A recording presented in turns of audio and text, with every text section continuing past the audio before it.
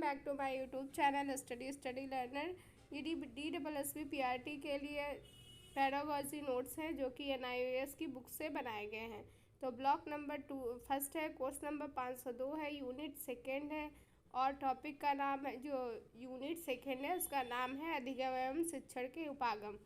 तो इसका टॉपिक पहला है अधिगम उपागम। तो अधिगम उपागम कौन कौन से हैं? तो पहला नंबर है जो अध्यापक केंद्रित उपागम, इंग्लिश में से कहते हैं टीचर सेंटर्ड अप्रोच।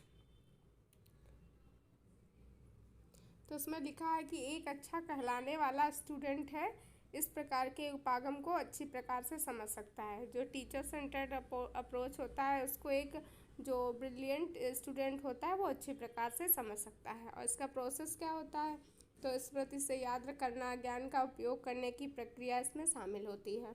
पाउटो फायरे हैं, इन्होंने इस प्रक्रिया को बैंकिंग शिक्षा का नाम दिया था। किस शिक्षा का नाम दिया? तो बैंकिंग शिक्षा का नाम दिया था। ये दार्शनिक है, इनका नाम याद रखिएगा। और जो टीचर सेंटर्ड अप्रोच होता है इसमें समेटिव मूल्यांकन पर फोकस होता है। किस प्रकार का मूल्यांकन होता है? तो समेटिव मूल्यांकन होता है टीचर सेंटर्ड अप्रोच में। इसके बाद है विषय केंद्रित उपागम, जिसको कहते हैं कंटेंट सेंटर्ड अप्रोच।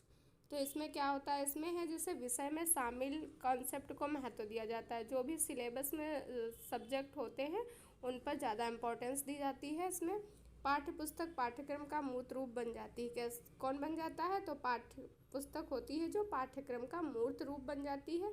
विद्यार्थियों को बार बार पढ़कर तथ्यों को स्मरण करने पर इसमें बल दिया जाता है। बाकी तो आप सभी ने पढ़ा ही होगा, जब टेट वगैरह दिया होगा, टीचर सेंटर्ड और ये कंटेंट सेंटर्ड, तो वही सब है इसमें। फिर नेक्स्ट है अध्येता केंद्रित उपागम। अध्येता केंद्रित उपागम जो शिक्षार्थी वाला होता था उसी को कहते हैं अध्येता, इंग्लिश में कहते हैं लर्नर सेंटर्ड अप्रोच। तो इसमें होता है विद्यार्थियों की व्यक्तिगत आवश्यकता पर ध्यान दिया जाता है और शिक्षण अधिगम क्रियाकलाप का केंद्र बिंदु होता है। तो इसमें केंद्र बिंदु कौन होता है शिक्षण अधिगम का?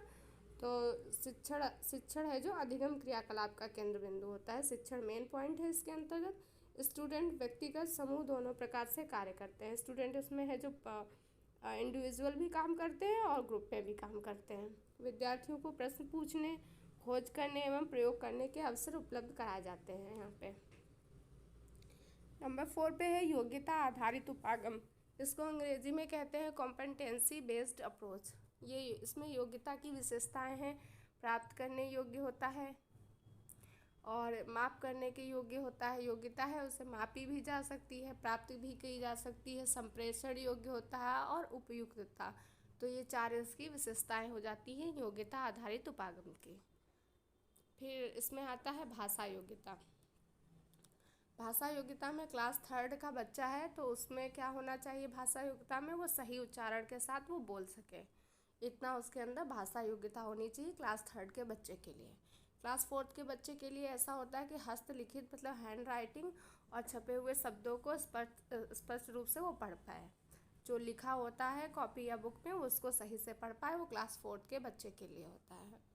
फिर क्लास 5 वाले बच्चे के लिए होता है जैसे सभी विराम चिन्ह होते हैं हिंदी में उनका वो यूज करे, और जैसे इमला लिखना, इमला मतलब कि जो सुलेख होती है राइटिंग, वो अच्छे से लिख पाए।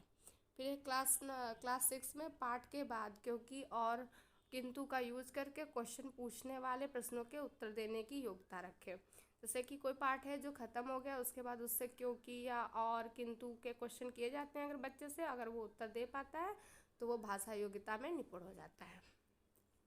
तो ये इसके अंतर्गत हो गए योग्यता आधारित उपागम में। पहला हो गया ये भाषा योग्यता। नेक्स्ट देखेंगे तो नेक्स्ट में है गणितीय योग्यताएं। अभी क्या देखा हम लोगों ने? भाषा योग्यता पढ़ी है, अभी है गणितीय योग्यता। तो गणितीय योग्यता में हो जाता है वस्तुओं और चित्रों का उपयोग करके 101 से 20 तक गिनना। 1 से 20 तक गिनना क्लास सेकंड के लिए है। किस क्लास के लिए? क्लास सेकंड लिखा है सी, और ये 2 लिखे हैं तो क्लास सेकंड के लिए है। 1 से 20 तक वस्तुओं और चित्रों को देखे बच्चा और वो गिन ले। फिर है दैनिक जीवन की साधारण समस्याओं का हल इकाई विधि का उपयोग करके करना। तो जो डेली रूटीन वाली प्रॉब्लम्स होती हैं उनका सॉल्व करने के लिए हल इकाई विधि का उपयोग करे। कौन सा बच्चा करेगा? क्लास 5 का करेगा। दिए गए आंकड़ों से औसत ज्ञात करना। जो भी उसको नंबर दिए गए हुए डाटा दिया गया है उसका एवरेज ज्ञात कर पाएगा, कौन सा बच्चा हो जाएगा, वो क्लास 4th का हो जाएगा। फिर है चांद की सहायता से विभिन्न मापों का कोड बनाना, ये भी क्लास 4th के लिए है। फिर उसके बाद है पर्यावरण अध्ययन योग्यताएं। पर्यावरण से संबंधित योग्यता क्या होनी चाहिए? अपने घर परिवार में, संबंधियों में, पड़ोसियों के साथ उचित व्यवहार का प्रदर्शन करना चाहिए। कहाँ पे करना चाहिए? घर परिवार है, संबंधी हैं, पड़ोसी हैं, उनके साथ उचित व्यवहार का प्रदर्शन करना, ये योग्यता होनी चाहिए, पर्यावरण से रिलेटेड है। फिर है दैनिक ज़रूरतों की पूर्ति हेतु वस्तुओं के उत्पादन से संबंधित व्यवसाय की सूची बनाना, मानचित्र में मुख्य भौगोलिक विशेषताओं की पहचान करना व वर्णन करना, ये क्लास 5th के लिए है। पानी के पीने के पानी को साफ करने के साधारण प्रयोग करना, ये क्लास 4th के लिए है। तो ये सभी क्लास भी लिखे हुए हैं और उनको क्या क्या करना आना चाहिए, ये पर्यावरण अध्ययन योग्यताएं हैं। तो ये हो गया भाषा से संबंधित, गणित से संबंधित और पर्यावरण से संबंधित अध्ययन योग्यताएं। अब इसके बाद है संरचनात्मक उपागम। तो संरचनात्मक उपागम में क्या होता है? संपूर्ण ज्ञान प्रक्रिया ज्ञान के सृजन के उद्देश्य पर आधारित होती है। किस पर आधारित होती है संपूर्ण ज्ञान प्रक्रिया? तो ज्ञान के सृजन के उद्देश्यों पर आधारित होती है। अपनाए गए उपागम को रचनावाद उपागम कहते हैं। जो भी इसमें अप्रोच अपनाए जाते हैं उन्हें कहते हैं रचनावाद उपागम। तो रचनावाद से संबंधित दार्शनिक कौन कौन से? तो पियाजे थे। पियाजे कहाँ के निवासी थे? तो पियाजे स्विट्जरलैंड के निवासी थे। और फिर है वाइगोत्स्की हैं जो रूसी दार्शनिक थे। तो इनका नाम भी याद रखिएगा। तो ये था संरचनात्मक उपागम। अब इसमें दिया गया एक सारणी है, तो इसमें शिक्षक केंद्रित उपागम, विद्यार्थी केंद्रित उपागम और रचनावादी उपागम के बारे में दिया गया है और अंतर है।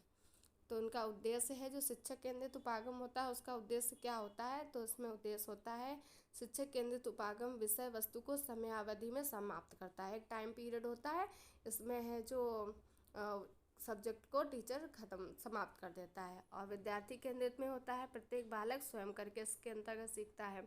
रचनावादी में हो जाएगा विद्यार्थी है जो सशक्तिकरण केंद्र बिंदु है। इसमें केंद्र बिंदु कौन है? विद्यार्थी है। रचनावादी कक्षा बालक को स्वयं ज्ञान का सृजन करने में सहायता करता है। फिर है इसमें शिक्षण एवं अधिगम का तरीका कैसा होता है उपागम में? तो शिक्षक केंद्रित उपागम में हो जाएगा अधिगम का केवल एक तरीका प्रचलित है। शिक्षक सूचना प्रदान करता है और विद्यार्थी उसे रटता है। तो ये हो गया शिक्षक केंद्रित उपागम का। विद्यार्थी केंद्रित उपागम में क्या हो जाएगा? अध्यापक अधिगम परिस्थितियाँ प्रस्तुत करता है, जो बालक को अवलोकन, प्रश्न पूछना, खोज के माध्यम से सीखने के अवसर प्रदान करना। तो यहाँ पे विद्यार्थी केंद्रित उपागम में ये तरीका है अधिगम का। प्रश्न पूछना हो गया, अवलोकन हो गया, खोज के माध्यम से सीखने के अवसर प्रदान करना। फिर थर्ड है रचनावादी उपागम। तो रचनावादी उपागम में क्या होता है? शिक्षण अधिगम का तरीका। यहाँ पे अधिगम कार्य बच्चों के अपने तरीकों से पूर्ण किए जाते हैं। सहयोगी अधिगम को स्थान दिया जाता है। यहाँ पे अधिगम किससे बच्चे किस तरीके से अपने पूर्ण कार्य करते हैं? तो अपने तरीके से कार्य करते हैं, और जो उनके सहयोगी होते हैं उसमें अधिगम को स्थान दिया जाता है।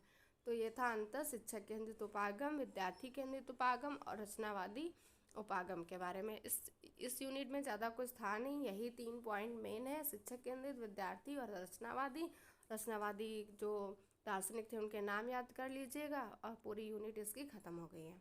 अगर आपको ये क्लास पसंद आई हो तो लाइक से सब्सक्राइब करिएगा वीडियो को देखने के लिए। Thank you so much.